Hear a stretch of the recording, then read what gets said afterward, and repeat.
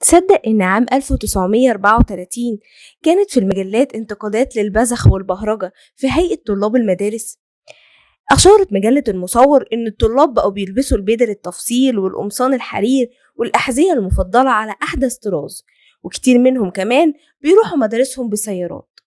وتساءلت المجلة إن كان كل التلاميذ بقوا أغنياء ولا الأمهات بتبيع ذهبها عشان تجيب لهم الحاجات دي. وذكر كاتب المقال إن الطلاب زمان كانوا بيشتروا الأحذية لكن بيفصلوا جزم الكورة وكانوا بيستعملوها في لعب الكورة والفسحة معا من باب التوفير. وأضاف كاتب المقال إن التلاميذ كانوا بيلبسوا قمصان من التيل المتين، وكانت وسائل انتقالهم للمدرسة هي أقدامهم أو الحمير أو الترام فقط.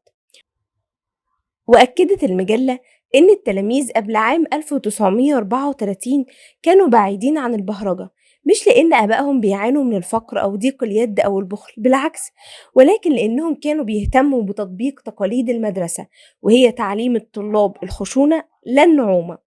وانتقدت المجلة حدوث تقارب وصداقة بين الطلاب والمدرسين لدرجة إن التلميذ أصبح الند بالند مع أستاذه، على عكس الماضي كان الطلاب لو قابلوا مدرسهم بالصدفة في الطريق يلقون عليه التحية العسكرية الواجبة، وكانوا بيعتبروا المدرس وعصاه القوية زي ما قال المقال بعبع بيخافوا منه. وطالب المقال بتكريم أمين سامي باشا رائد التعليم والمؤرخ المصري في حفل ضخم اللي وصفوه بالأب الحنون والمربي التاريخي الفاضل.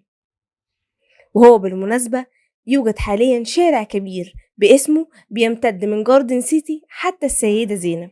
تصدق دي؟